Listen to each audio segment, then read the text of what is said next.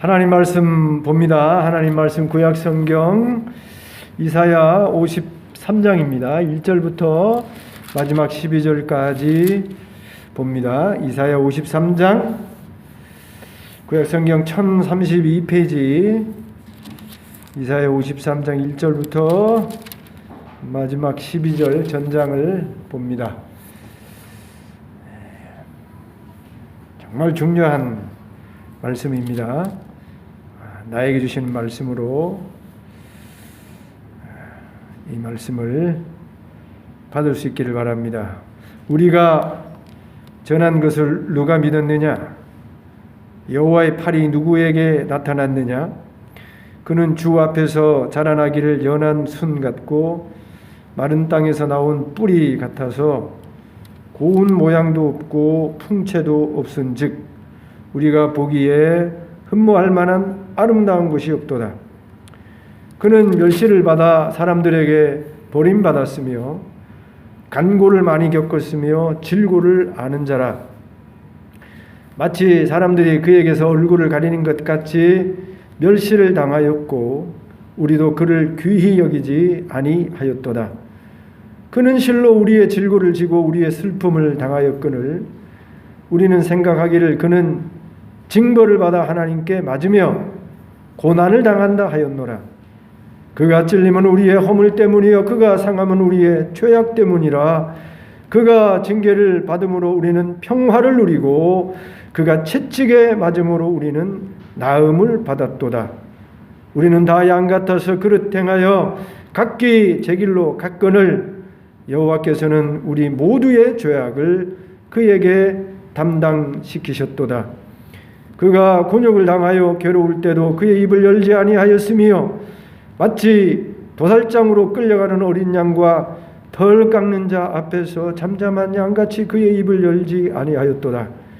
그는 곤욕과 신문을 당하고 끌려갔으나 그 세대 중에 누가 생각하기를 그가 살아있는 자들의 땅에서 끊어짐은 마땅히 형벌받을 내 백성의 허물 때문이라 하였으리요.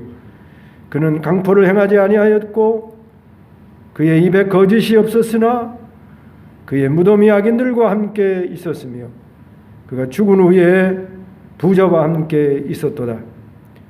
여호와께서 그에게 상함을 받게 하시기를 원하사 질고를 당하게 하셨은즉 그의 영혼을 속건제물로 드리기에 이르면 그가 씨를 보게 되며 그의 날은 길 것이요 또 그의 손으로 여호와께서 기뻐하시는 뜻을 성취하리로다. 그가 자기 영혼의 수고한 것을 보고 만족하게 여길 것이라. 나의 의로운 종이 자기 지식으로 많은 사람을 의롭게 하며 또 그들의 죄악을 친히 담당하리로다. 그러므로 내가 그에게 존귀한 자와 함께 몫을 받게 하며 강한 자와 함께 탈취한 것을 나누게 하리니 이는 그가 자기 영혼을 버려 사망에 이르게 하며 범죄자 중 하나로 헤아림을 받았음이니라. 그러나 그가 많은 사람의 죄를 담당하며 범죄자를 위하여 기도하였느니라. 아멘.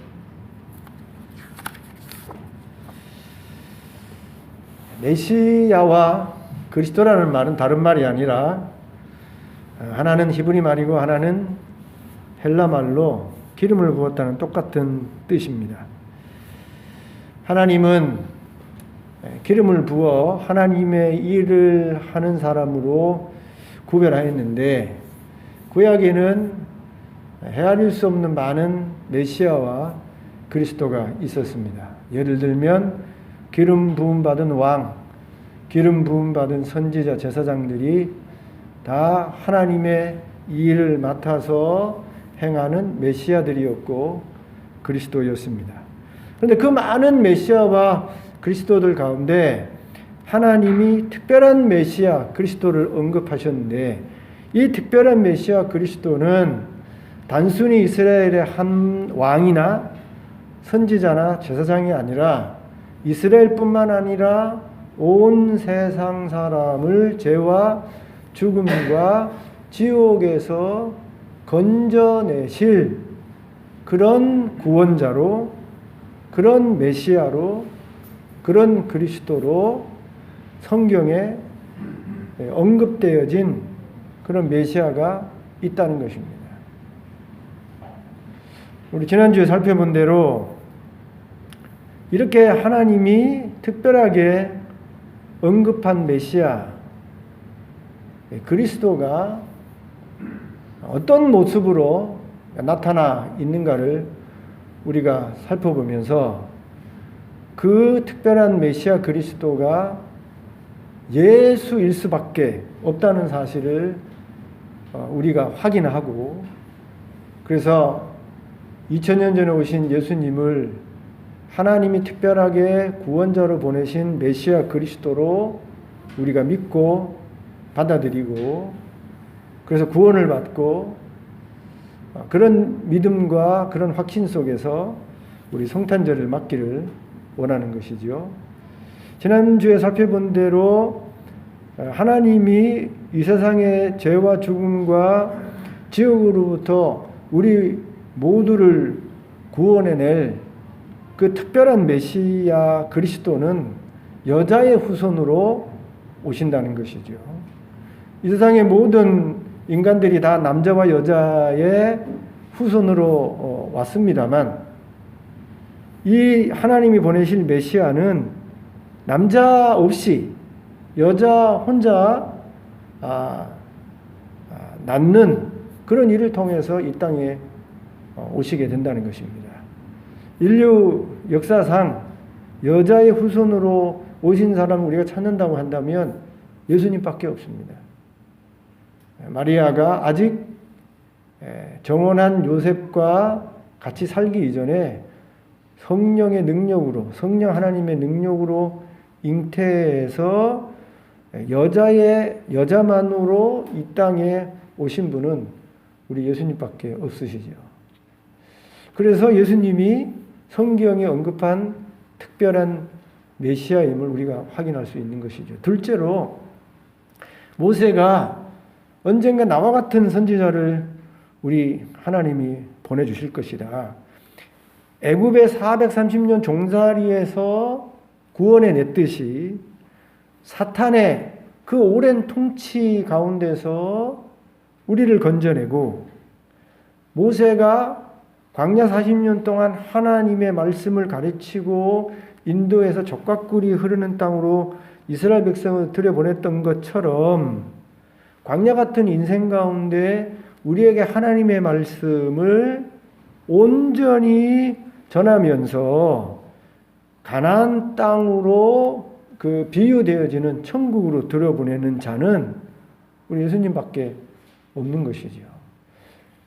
예수님 이전에 수많은 선지자가 있었고 마지막 선지자 세례 요한이 있었습니다만, 그 많은 그 선지자 가운데 모세처럼 그렇게 이스라엘 백성을 구원해내서 이스라엘 백성을 좋은 땅으로 들여보낸 선지자는 없지요. 모세의 선지자들이 하나님의 말씀을 전했지만 다 가슴을 치면서 하나님의 말씀대로 살지 않은 이스라엘 백성을 보면서 슬퍼하고 애통한 선지자들이었지, 모세처럼 구원해서 가나안 땅으로 들여보내면서 하나님의 뜻을 온전히 준행하고 하나님의 뜻을 온전히 전한 선지자들을 찾으라면 예수님밖에 없는 것이죠. 그럼 하나님의 온전한 뜻이 무엇이겠습니까? 그게 복음이에요. 하나님의 나라입니다. 하나님이 왕이 되고 주인이 되고 아버지 되는 나라. 그게 하나님이 선지자를 통해서 이 땅의 모든 사람에게 말씀하고 싶은 말씀이에요. 예언이에요. 그런데 그렇게 하나님의 복음을, 하나님의 그 통치와 나라를 이 땅 모든 백성에게 온전히 전해준 분은 예수님밖에 없지요. 선지자들이 고작 전한다고 했자 이스라엘과 주변의 나라와 그 다음에 니느웨, 그 정도, 바벨론, 이 정도지요. 전 세계 하나님의 뜻을, 하나님의 말씀을 전한 그런 분은 우리 예수님밖에 없지요. 우리 예수님이 땅 끝까지 이르러 내 증인이 되라. 그렇게 말씀하시면서 제자들을 훈련해서 파송시켜서 하나님의 그 말씀을 세상 끝까지 온전하게 전하는 그런 선지자 역할을 하셔서 모세가 나와 같은 선지자로 예언한 분이 예수님임을 우리가 그 예수님이 전한 복음을 통해서 우리가 확인할 수 있는 것이죠. 셋째로 하나님이 보내신 그 특별한 메시아 그리스도는 하나님의 아들이어야 하고 왕이어야 하는 것이죠. 근데 하나님의 아들이 되려면, 이 땅의 사람이 하나님의 아들이 되려면 다윗의 혈통이어야 하는 것입니다. 왜냐하면 사무엘하 7장 14절에 보시면 하나님이 다윗의 왕위를 잇는 사람을 하나님의 아들로 입양하셨어요. 그러니까 다윗의 혈통은 다 하나님의 아들인 것입니다. 그런데 하나님이 언급한 특별한 메시아 그리스도는 이렇게 하나님의 아들이 되어야 되는데, 이 말은 다윗의 혈통으로 와야 된다는 것입니다. 그런데 마태복음 1장을 보시면 예수님의 족보가 아주 자세하게 그리고 지루하게 기록되어 있는데, 거기 거슬러 올라가 보면 예수님의 혈통은 유다 지파 다윗의 혈통으로 태어나셨음이 증거되어져서 예수님이 하나님의 아들이심을 증명하고 있는 것입니다. 그리고 예수님이 하나님의 아들일 뿐더러 온 세상을 통치하는 그런 왕이라는 사실을 또 확인이 되어지는 것이죠. 지난주도 말씀드렸습니다만 동방 박사들이 태어난 우리 예수님에게 와서 유황과 몰약을 황금을 드리면서 우리 예수님께서 이 땅의 왕으로 태어나신 것을 확인해 주지요. 또 허다한 천군 천사와 베들레헴의 목동들이 그 왕으로 태어나신 아기 예수를 천사들이 전한 소식을 듣고 또 확인하게 되어지지요. 헤롯 왕이 2살 이하의 모든 아이를 죽인 이유가 자기가 왕위를, 그리고 자기 자손이 계속해서 왕위를 이어가야 되는데 이스라엘을 다스리는 왕이 태어났다는 그런 이 동방 박사들의 말 때문에 그 왕을 없애기 위해 가지고 2살 이하를 다 죽인 것 아닙니까? 예수님이 왕으로 오셨음을 보여주는 사건인 것이죠. 그리고 예수님이 복음을 통해 가지고, 그리고 온 세상에 퍼진 이 교회와 또 우리 성도들을 다스리는 일을 통해서 우리 예수님이 왕인 것이 드러나지게 되어지는 것이고, 우리 예수님이 부활 승천하셔서 하나님의 오른편 보좌에 앉아서 우리 교회와 신자들만 통치하는 것이 아니라 온 우주 만물을 다스리는 왕으로 등극하셔서 우리 예수님이 구약에서 언급되어진 특별한 메시아 그리스도이심이 이제 확인이 되고 증명되게 되어지는 것이죠. 그래서 우리가 예수를 그냥 예수로 믿지 아니하고 예수 그리스도로 믿는 것입니다. 그럼 예수를 그냥 예수로만 믿으면 그 믿음은 바른 믿음이 아니에요. 예수를 믿되 그리스도로 믿어야 하는 겁니다. 예수를 믿되 메시아로 믿어야 되는 거예요. 하나님이 창세기부터 요한계시록까지 언급해 놓은, 증명해 놓은 그 보내주시는 특별한 메시아로 받아들이고 믿어야 그게 제대로 된 믿음이지, 예수를 믿기는 믿는데, 구원자로 믿기는 믿는데 하나님이 언급해 놓은, 하나님이 증명하신 특별한 메시아와 그리스도로 믿지 않는다고 한다면 잘못된 믿음인 것이에요. 지금 여러분 잘 아시다시피 이슬람이나 유대교조차도 예수님은 인정해요. 무슬림도 예수님을 예수로 역사적인 인물로 인정하지 않습니까? 그래서 그들은 알라는 믿고 예수는 어떻게 믿냐면 메시아로 그리스도로 믿지 아니하고 선지자 중에 하나로 믿는 것이죠. 그래서 잘못된 것입니다. 이스라엘 사람들도 지금 예수님 믿죠. 예수님이 2000년 전에 자기네 땅에 존재했었던 실제 인물이라는 것은 믿지요. 확인하지요. 그런데 예수를 알 뿐이지 예수를 그들이 그렇게 기다리고 고대했던 메시아와 그리스도로 확인하고 받아들이고 믿지는 아니하는 것이죠. 그래서 문제인 것이죠. 그래서 저와 여러분이 다시 반복해서 말씀드립니다만 예수를 예수로만 믿으면 잘못된 믿음이 되는 것입니다. 예수를 어떻게 믿으셔야 되냐면 하나님이 성경에 특별하게 보내주시겠다고 언급한 그 메시아로 그 그리스도로 확인하고 그렇게 알고 믿고 받아들일 때 그 믿음이 제대로 된 믿음이 되어지는 것이고 그 믿음으로 구원을 받게 되어지는 것입니다. 그래서 항상 초대교회의 성도들이 예수를 예수로만 고백하지 아니하고 큐리어스 주님으로 그렇게 먼저 부르고 그 다음에 예수 구원자로 부르고 다음에 소테르 아니 크리스토스 그렇게 불렀어요. 주 예수 그리스도. 이게 우리가 예수님을 믿어서 구원 얻게 되어지는 그야말로 풀네임이에요. 풀네임. 풀네임, 영어로 풀네임이라는 말은 성이 있고 이름이 다 들어가 있는 거 아닙니까? 그냥 뭐 브라운, 뭐 마이클 이렇게 하는 거 이름만 부르는 거잖아요. 근데 풀네임을 부르려면 뭐 앞에다가 또 다른 이름을 해야 되는 거 아니에요? 그 예를 들면 양목사를 하려면 양승호 이렇게 해도 풀네임 아닙니까?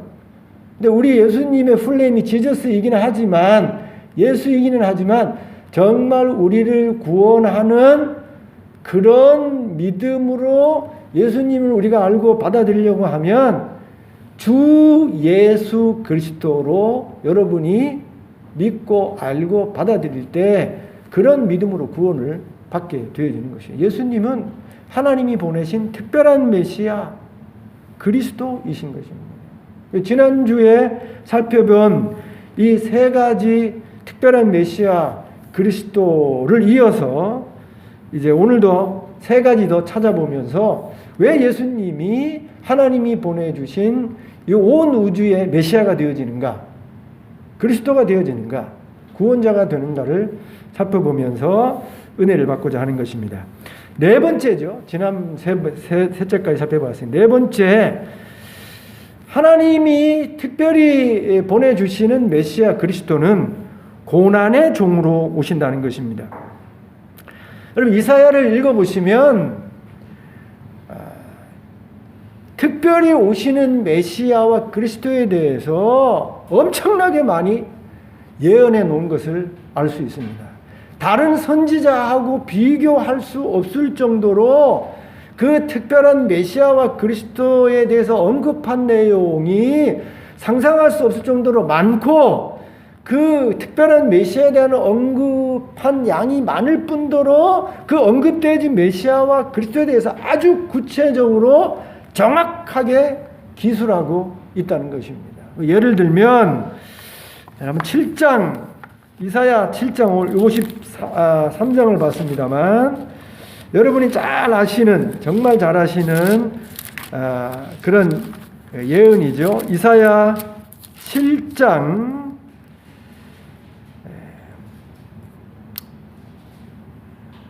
14절 다 같이 읽어봅시다. 시작. 찾기가 어렵죠. 빨리빨리. 이사야 7장 14절 시작. 그러므로 주께서 친히 징조를 너희에게 주실 것이라. 보라, 처녀가 잉태하여 아들을 낳을 것이요 그의 이름을 임마누엘을 하리라. 이사야는 앞으로 오실 특별한 메시아가 그리스도가 처녀의 몸에서 잉태하여 영원히 우리를 떠나지 아니하시고 함께 하시는 임마누엘이 될 것이라고 예언해 놓았어요. 우리 예수님이 이 세상을 떠나실 때에 이 땅에 남아있는 제자들에게 무슨 약속을 하셨습니까? 내가 세상 끝날까지 너희와 항상 함께 하리라. 함께 한다는 말이 임마누엘이에요. 임이라는 말이 히브리 말로 백성이란 뜻이고, 누가 우리란 뜻이에요. 엘은 하나님이 우리와 함께 하신다. 그게 임마누엘 뜻이에요. 이사야가 이렇게 특별한 메시아가 처녀의 몸으로 탄생하셔서 하나님의 백성과 영원토록 함께 하실 것을 여기 이렇게 이사야가 구체적으로 언급해 놓은 것입니다. 11장 보세요. 이사야 11장 1절 보면 이새의 줄기에서 한 싹이 나며 그 뿌리에서 한 가지가 나서 결실할 것이요 그의 위에 여호와의 영 곧 지혜와 총명의 영이요 모략과 재능의 영이요 지식과 여호와를 경외하는 영이 강림하시리니 그가 여호와를 경외함으로 즐거움을 삼을 것이며 그의 눈에 보이는 대로 심판하지 아니하며 그에게 들리는 대로 판단하지 아니하며 이새의 줄기에서 한 싹이 나며. 여러분 다윗의 아버지가 이새 아닙니까? 이새의 줄기에서 한 싹이 나며 언젠가 다윗보다 더 뛰어난 저 싹이 나게 되어지는데 그 싹 위에 지혜와 총명의 신이 하나님의 영이 임하게 되어진다. 누구겠어요? 다윗을 뛰어넘는 싹인 거예요. 예수님을 가리키는 겁니다. 10절에도 그날에 이새의 뿌리에서 한 싹이 나서 만민의 기호로 설 것이요 열방이 그에게로 들어오리니 그가 거한 곳이 영화로우리라. 다윗 시대에 솔로몬 시대에 이스라엘 나라가 대단한 나라가 되었지만 그런 다윗의 시대 솔로몬 시대에도 만민의 기호로 세워지는 싹이 되지 못했어요. 다윗과 솔로몬이 다스린 그 영화로운 나라 때에도 열방이 하나님께 돌아오는 역사가 일어나지 않았어요. 그럼 이 이사야서를 여러분 계속해서 살펴보게 되어지면 이렇게 아주 많이 특별히 오실 메시아와 그리스도에 대해서 아주 구체적으로 아주 정확하게 기록해 놓고 있는 것입니다. 그런데 그렇게 많이 특별한 메시아와 그리스도에 대해서 언급한 내용 중에 정말 영어로 프리사이스하게 정말 정확하고 구체적으로 오실 특별한 메시아와 그리스도에 대해서 언급한 내용이 여기 이사야 53장인 것입니다. 오늘 우리가 읽은 이 53장에 나오는 고난받는 종이 있어요. 고난받는 이 종이 있는데 이 종이 누구이겠습니까? 앞에 44장을 보세요. 이사야 44장을 보게 되어지면 여기 종이 나옵니다. 종 1절 2절 보십시다. 44장 이사야 나의 종 야곱 내가 택한 이스라엘아 이제 들으라. 너를 만들고 너를 모태에서부터 지어낸 너를 도와줄 여호와가 이같이 말하노라. 나의 종 야곱 내가 택한 요수루나 두려워하지 말라. 하나님께서 이스라엘 백성을 종이라고 불렀어요. 21절도 보세요. 야곱아 이스라엘아 이 일을 기억하라. 너는 내 종이니라. 내가 너를 지었으니 너는 내 종이니라. 하나님께서 이스라엘 백성을 그냥 단순히 이스라엘 백성이랑 하지 아니하고 내 종이라고 했어요. 그래서 이렇게 하나님이 44장에 이스라엘 백성을 하나님의 종이라고 했으니 여기 53장에 고난받는 종을 해석하기를 고난받는 이스라엘 백성으로 해석하려고 하는 것입니다. 그런데 53장을 읽어보시면 아무리 여기에 고난받는 종을 앞에 언급되어진 야곱 이스라엘 백성으로 해석하려고 해도 해석이 안 돼요. 맞지가 않아요. 여러분 이스라엘 백성은 여호와의 종이 맞습니다. 여호와의 종이 맞아요. 고난을 받았어요. 그런데 여호와의 종이지만 이스라엘 백성이 왜 고난을 받습니까? 죄를 지어서 고난을 받는 거예요. 이스라엘 역사를 보게 되어지면 이스라엘이 많은 고난을 받게 되어지는데 이스라엘 백성이 고난받는 모든 이유는 하나님의 말씀대로 살지 않아서 하나님을 제대로 섬기지 않아서 받게 되어지는 고난인 것입니다. 그런데 여기 53장에 나오는 이 고난받는 종은 이스라엘 백성이 죄를 지어서 하나님의 징계로 고난받는 것과 다르게 여기 53장에 기록되어진 이 종은 죄를 지어서 그 징계로 고난을 받는 것이 아니라 의로운 종인데 거짓말도 하지 않는 정말로 의롭고 선하고 선한 종인데 의롭지 않은 백성들을 위해서 다른 사람을 구원하기 위해서 대신 그 고난을 겪게 되어지는 종으로 여기 소개하고 있다는 것입니다. 그래서 53장 11절에 보게 되어지면 그가 자기 영혼에 수고한 것을 보고 만족하게 여길 것이라 나의 의로운 종이 이렇게 기록하고 있어요. 그럼 이스라엘 백성이 하나님 보시기에 나의 의로운 종이라고 산 적이 없어요. 여러분 제가 늘 말씀드립니다만 애굽에서 나온 이스라엘 백성이 가나안 땅에 들어갈 때까지 40년 동안 하나님 앞에 의로움을 보인 적이 있습니까? 모세가 그렇게 하나님의 말씀을 가르치고 저희들을 먹이고 입히고 구름 기둥으로 불 기둥으로 만나로 먹이면서 가나안 땅까지 인도해 갈 때에 이스라엘 백성이 순종해서 하나님 앞에 의로움을 보인 적이 있습니까? 없어요. 원망하고 불평하고 매맞고 심지어 우상까지 만들어서 하나님을 분노하게 했던 백성이 이스라엘 백성인 것입니다. 출애굽 40년 동안 의로운 적이 없어요. 그래서 새로 태어난 그런 백성만 가나안 땅에 들어갔지 애굽에서 나왔던 이 처음 세대는 광야에서 다 죽었습니다. 의롭지 못해서. 믿음으로 살지 않았다. 여러분 출애굽기가 끝나고 여호수아 사사기 시대 350년 동안 이스라엘 백성이 하나님 앞에 의로운 적이 있었습니까? 사사기 마지막에 보면 그때 왕이 없으므로 백성들이 자기 소견대로 행하였다. 하나님의 말씀이 있고 율법이 있음에도 불구하고 하나님의 말씀과 율법대로 산 것이 아니라 자기가 옳다고 생각한 대로 자기 철학대로 자기 신념대로 자기 생각대로 마음대로 살았다고 사사기 역사를 기록하고 있는 것입니다. 그래서 사사기는요 엉망진창이에요. 이스라엘 백성이 의로운 적이 없어요. 그 다음에 있어진 왕정시대 사울부터 시작돼서 마지막 시드기야 왕까지 왕정시대 350년 동안 하나님이 이스라엘 백성을 야 너 의롭게 살았다고 그렇게 한 시대가 얼마나 있었습니까? 별로 없었어요. 별로 없었어.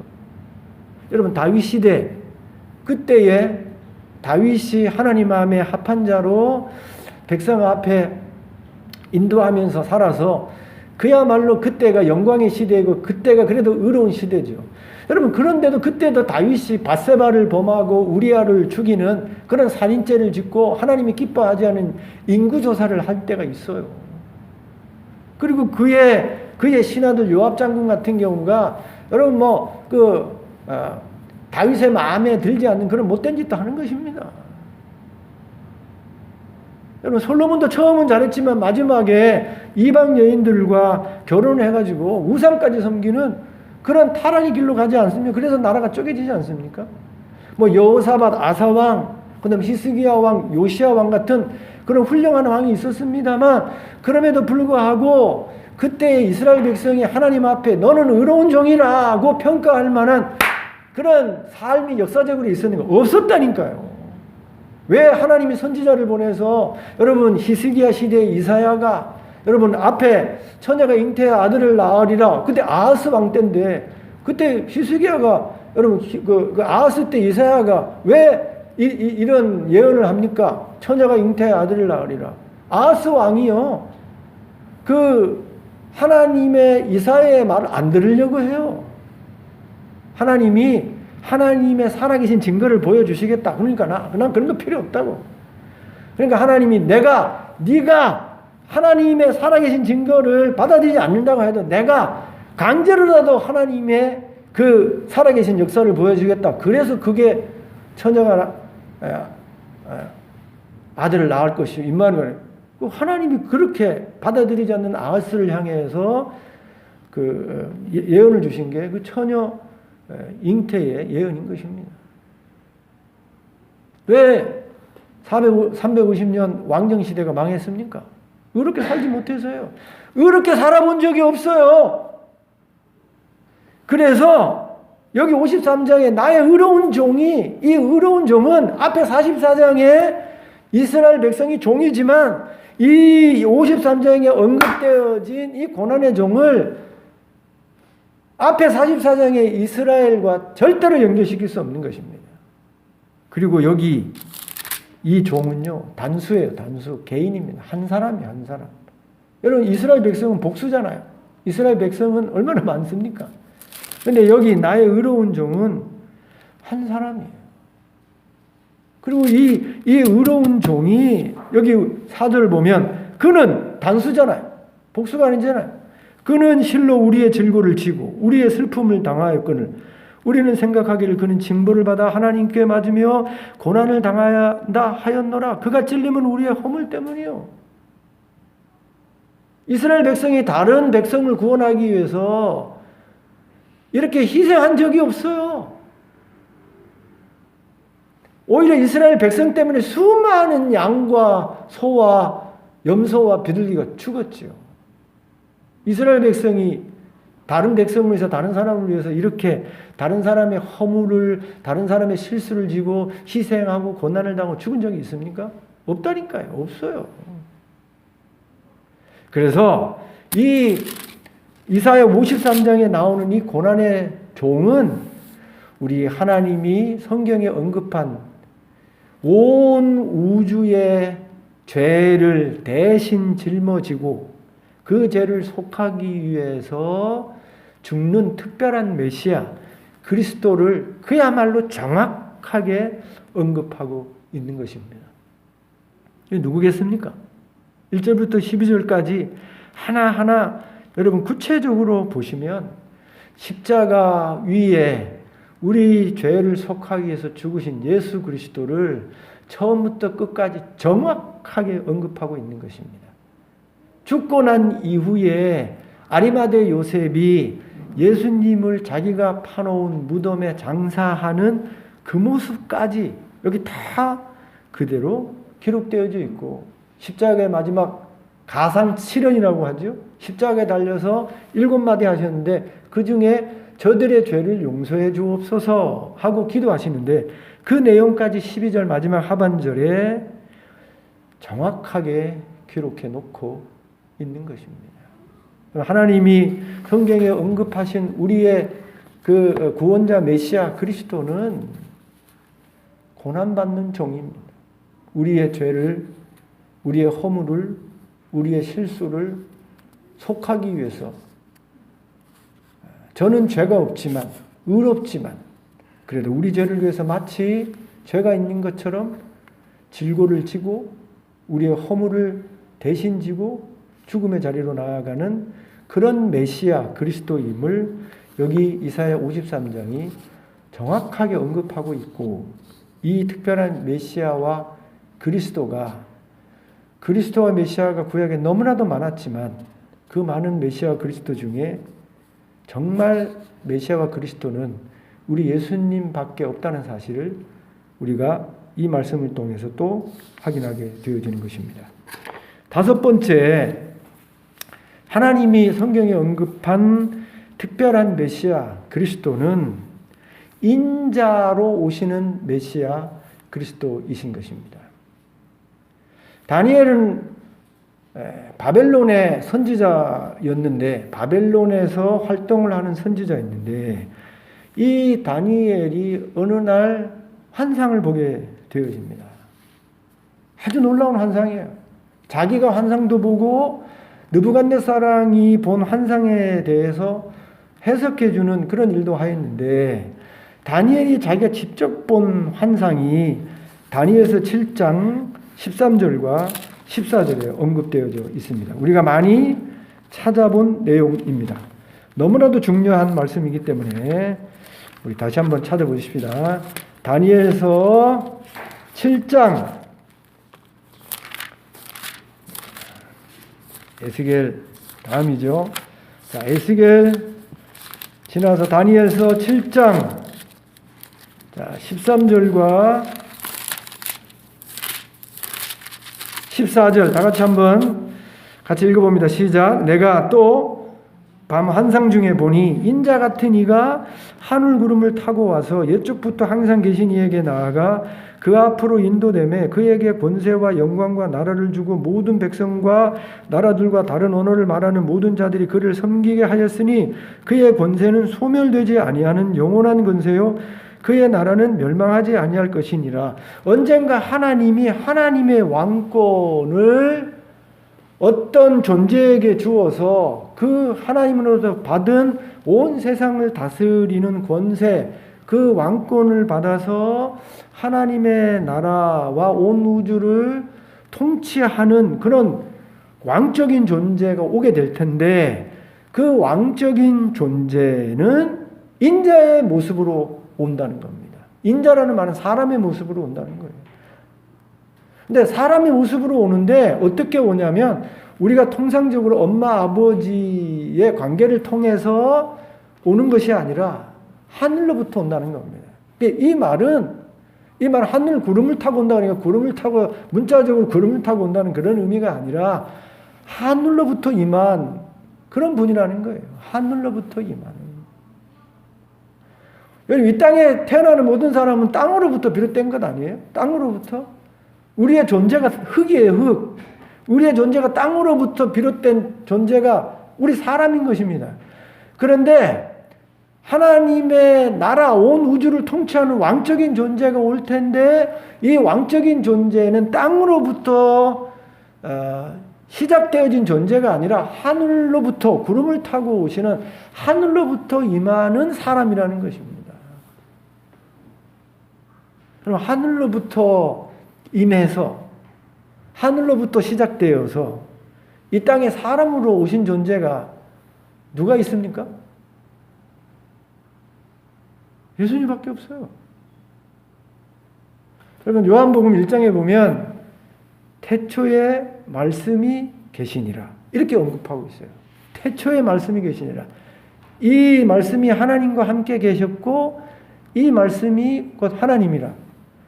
요한이 요한복음 1장에 예수님의 근원을 쫓아가서 언급해 놓았는데 예수님이 자기가 3년 동안 모신 인자, 사람이었지만 3년 동안 그 예수님을 쫓아다니면서 그 예수님을 통해서 확인하고 알게 되어진 것은 예수님의 시작은 예수님의 출발은 태초고 그 태초의 말씀으로 존재했다는 거예요.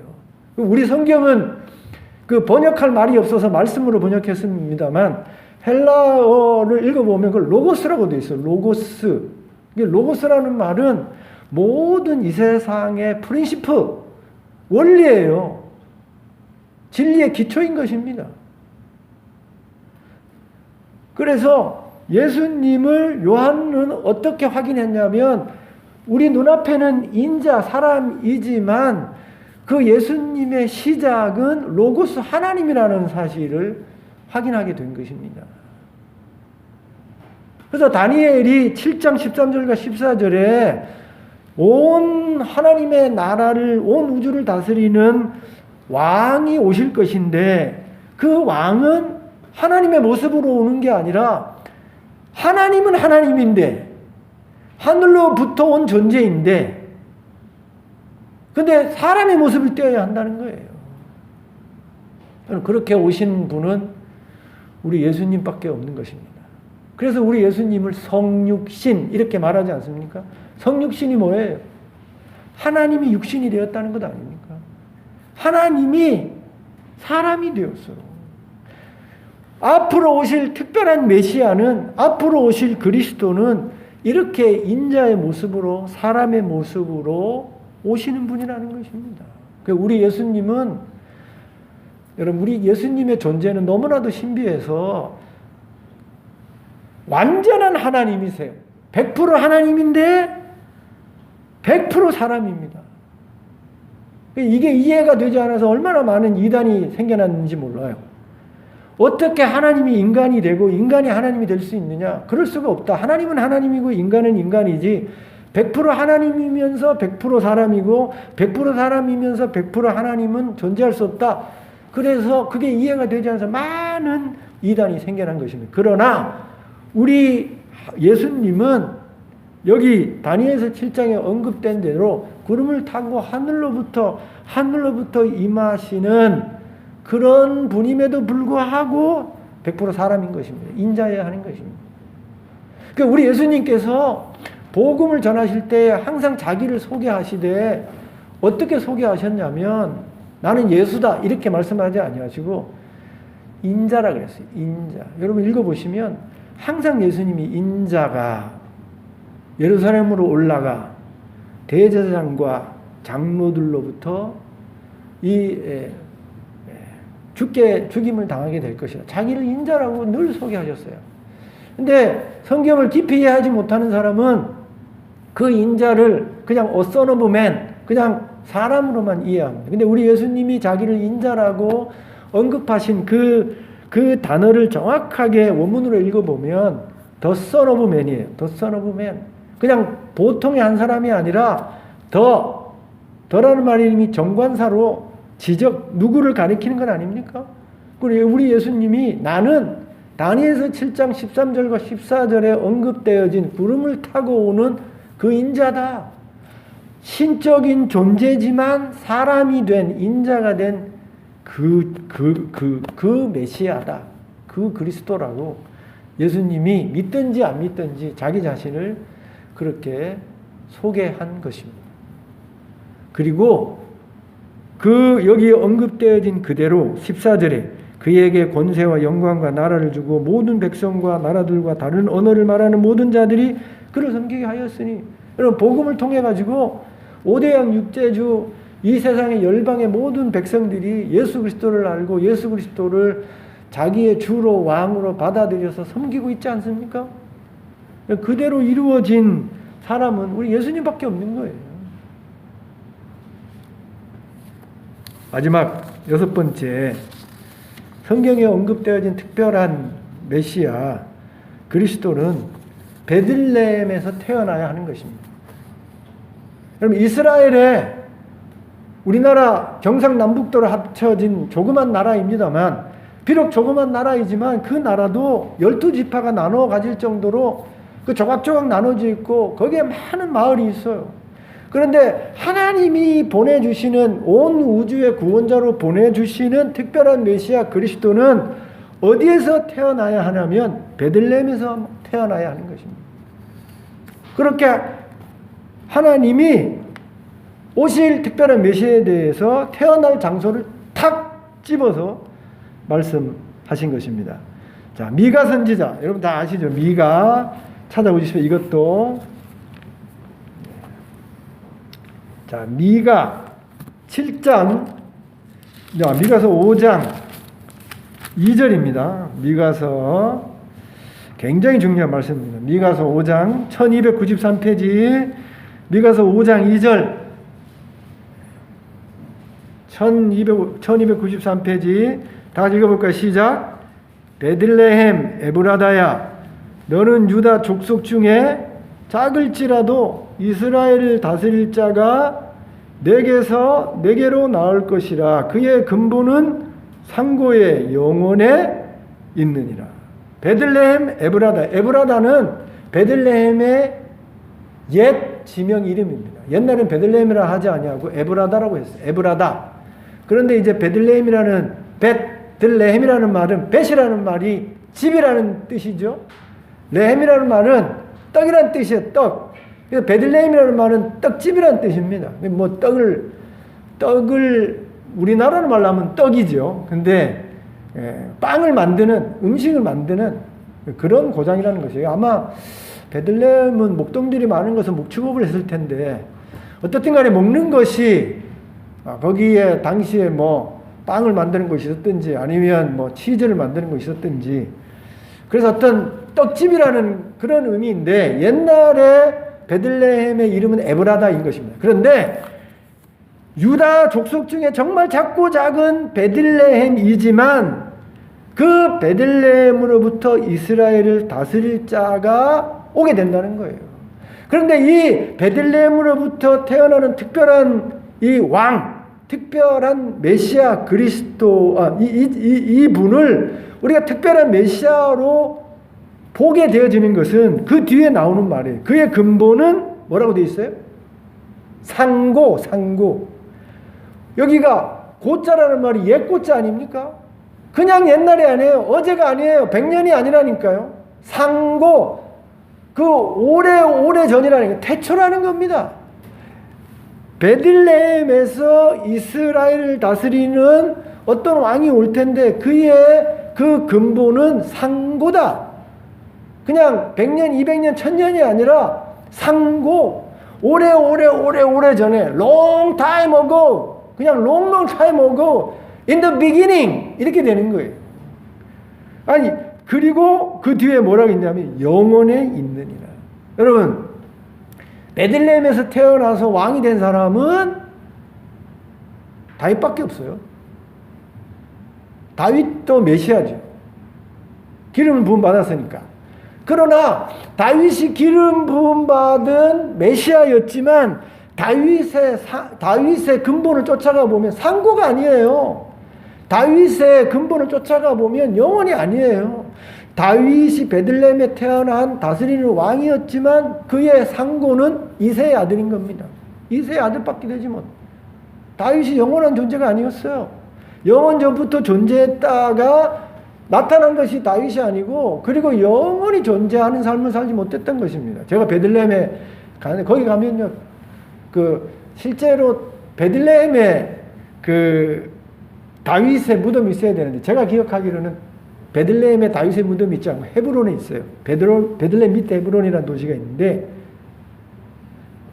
여러분 다윗은 영원이 아니에요. 영원 전부터 시작된 존재도 아니고 그리고 영원에 이르지도 못했어요. 그의 나라가. 그가 100세를 조금 넘어서 통치하다 죽은 것입니다. 베들레헴에 태어나는 왕이 있는데 그의 근본은 상고고 영원에 이르는 존재가 누가 있습니까? 예수님밖에 없어요.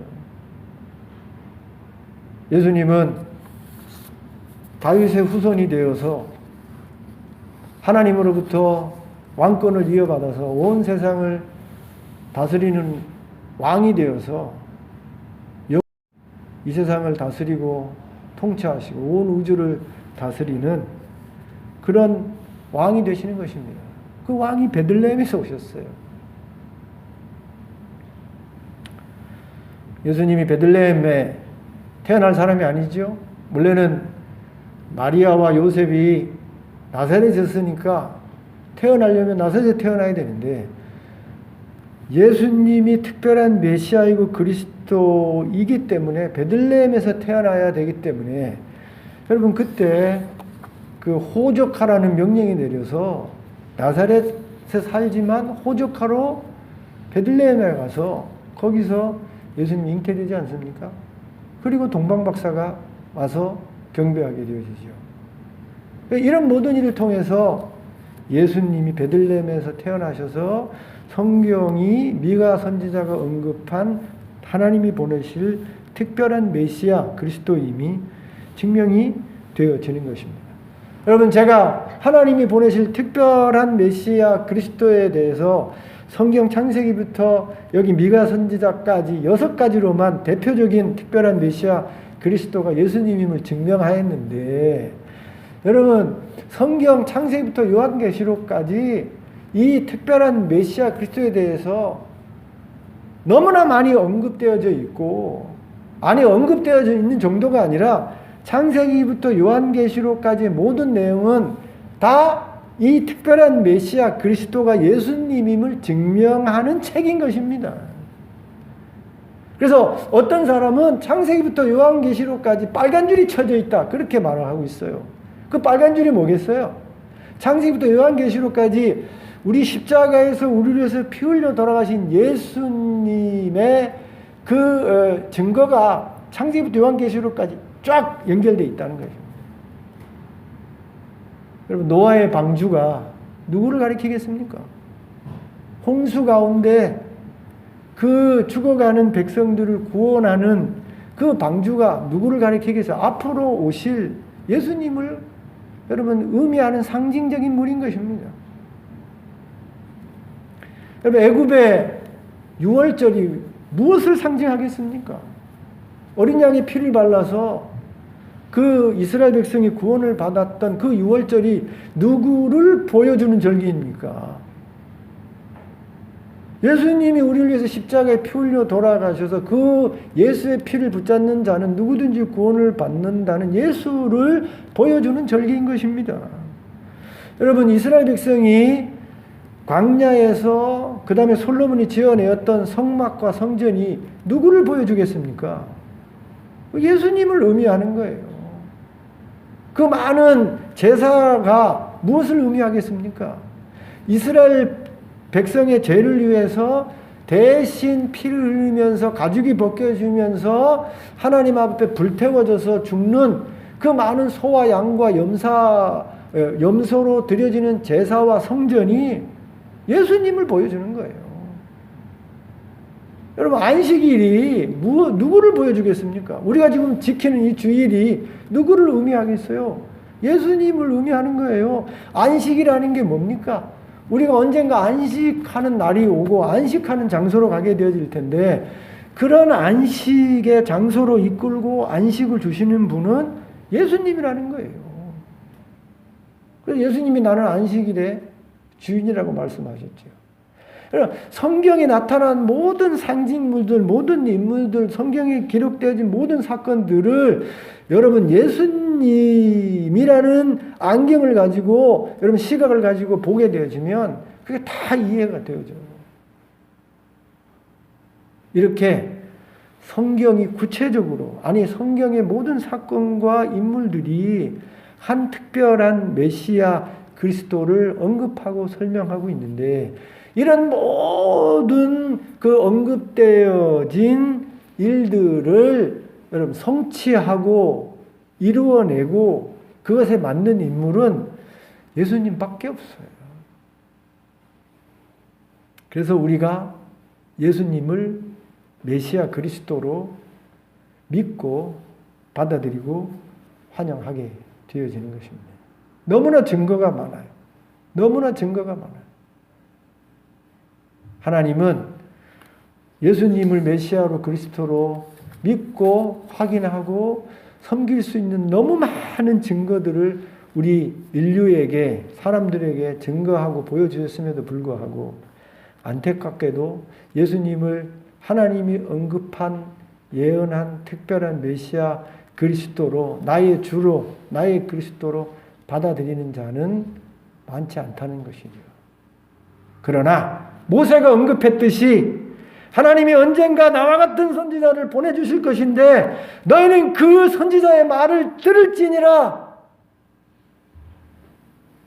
모세가 증거하듯이 그 예수님을, 하나님 2000년 전에 보내신 그 예수님을 성경이 언급한 그 특별한 메시아로 그리스도로 알고 믿고 받아들여서 그의 말을 모세 선지자가 한 것처럼 그의 말을 듣는 자는 여러분 구원을 받고 이 세상에서 하나님이 주시는 여러분 복되고 아름다운 그런 삶을 살 수 있게 되어지는 것이에요.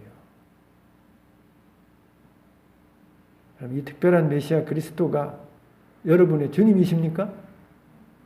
이렇게 성경이 분명하게 언급하고 증명했음에도 불구하고 받아들이지 않는 사람이 너무나도 많아요.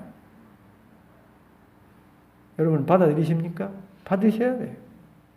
예수님을 예수로만 믿어서는 안 되고 주 예수 메시아 그리스도로 믿고 받아들일 때 그때 진정한 구원이 있고 그 구원 속에 여러분의 삶이 소망이 있고 그때 참된 인생의 해결이 있고 행복이 있고 축복이 있게 되는 것입니다. 여러분 성탄절은 그냥 맞이하는 게 아니에요. 이렇게 예수님을 하나님이 예비하고 준비하고 보내신 특별한 메시아 그리스도로 받아들일 때에 그때에 진정한 성탄의 기쁨이 즐거움이 저와 여러분의 이 가운데 임하게 되어지는 것이죠. 예수님을 여러분의 주와 메시아와 그리스도로 받아들여서 기쁘고 즐겁게 성탄을 맞이할 수 있기를 주님의 이름으로 축원드립니다.